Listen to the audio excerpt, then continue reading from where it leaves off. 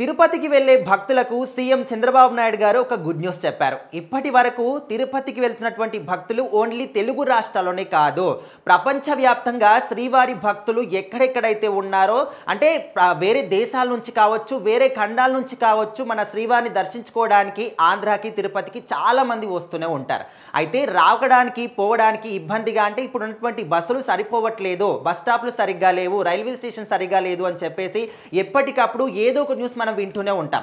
So ఇలాంటి న్యూస్లన్నీ కూడా CM Chandrababu Naidu గారి కంటపడ్డాయి, ఆయన చెవున కూడా పడ్డాయి. సో ఇప్పుడు ఆయన దృష్టి అంతా కూడా ఈ యొక్క బస్ స్టేషన్లు కానీ, రైల్వే స్టేషన్ని కానీ, అదేవిధంగా ఎయిర్పోర్ట్ని కూడా అత్యాధునిక సౌకర్యాలతో రూపుదిద్దాలి అనే ఒక ఆలోచన ఆయనకు వచ్చిందనమాట. సో ఇప్పుడు ప్రజెంట్ అయితే 300 కోట్లు వెచ్చించి వీటన్నిటినీ కూడా రూపుదిద్దించాలి, అంటే రీమాడిఫికేషన్ చేయాలి అనే విధంగా ఆయన ఆలోచన అయితే నడుస్తుంది.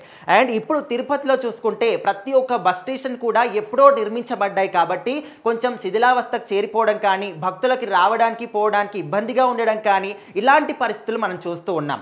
సో ఇక మీదట ఏ ఒక్క భక్తుడికి కూడా చిన్న పొరపాటు కానీ, చిన్న ఏదైనా బాధ కానీ, చిన్న ప్రాబ్లం కూడా రాకుండా సీఎం చంద్రబాబు నాయుడు గారు చూసుకోవాలి అని చెప్పేసి ఇప్పుడు మాత్రం ఒకటేసారి 150 బస్సులు కూడా నిలబడడానికి వీలుండే విధంగా బస్ స్టేషన్ని మాత్రం నిర్మించబోతున్నారు.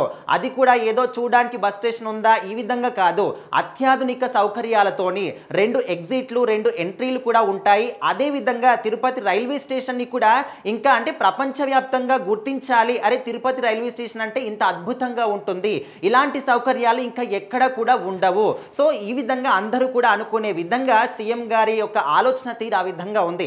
మనందరూ కూడా తెలుసు, ఇప్పటి వరకు ఎంతమంది సీఎంలు వచ్చినా, ఏ రాష్ట్రానికి ఎవరున్నా కూడా సీఎం చంద్రబాబు నాయుడు గారు ఉన్నటువంటి ఒక విజన్ కానీ, ఆయనకున్న అనుభవం కానీ ఇంకా ఎవరు కూడా లేదు అని చెప్పుకోవచ్చు. సో ముందు చూపుతోనే ఆలోచిస్తూ ఉంటారు. ప్రతి ఒక్కటి కూడా అదే ఇది అయ్యింది, అయిన తర్వాత చేయాలని కాకుండా అరే ఇది అవ్వచ్చేమో ముందే దాని గురించి ఆలోచించాలని ఒక విజన్ అనేది సిబిఎన్ గారికి ఉంది కాబట్టి అందరూ కూడా ఆయన గొప్ప స్థాయిలో అనుకుంటూ ఉంటారు. సో ఇప్పుడు మాత్రం తిరుపతికి వచ్చే భక్తులకు ఇక మీదట ఎలాంటి అసౌకర్యం కూడా ఉండదు, అందరికి కూడా రావడానికి పోవడానికి వీలుగా ఉండే విధంగా, అంటే ఓన్లీ తిరుపతిలోనే కాదు, ఇంకొక విషయం ఏంటంటే రాష్ట్ర వ్యాప్తంగా ఉన్నటువంటి అన్ని ఆర్టీసీ బస్ స్టాప్లను కూడా రీమాడిఫికేషన్ చేయాలని ఒక ఆలోచనలో కూడా సీఎం గారు ఉన్నారు. చూడాలి మరి ఇక మీదట ఇంకా ఆయన తీసుకునే నిర్ణయాలు కానీ, రాష్ట్రాన్ని ఏ విధంగా మారుస్తారు. ఇప్పటి వరకు మనం చూస్తూ ఉన్నాం గత ప్రభుత్వ పరిపాలనలో కనీసం అంటే మారుమూల గ్రామాల్లో ఉన్నటువంటి రోడ్లు ఇంకా దేవురెడుగు వాటిని ఎవరు చూస్తారు లేదు పక్కన పెడితే, కనీసం సిటీలో ఉన్న రోడ్లను కూడా పట్టించుకున్న పాపన పోలేదు.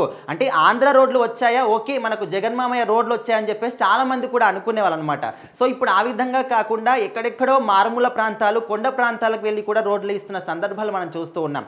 సో ఖచ్చితంగా కూటమి ప్రభుత్వం పరిపాలనలో రాష్ట్రం అనేది సుభిక్షంగా ఉంటుంది అని చెప్పేసి మరొకసారి ప్రూఫ్ అయిందని చెప్పేసి జనాలందరూ కూడా అభిప్రాయపడుతున్నారు.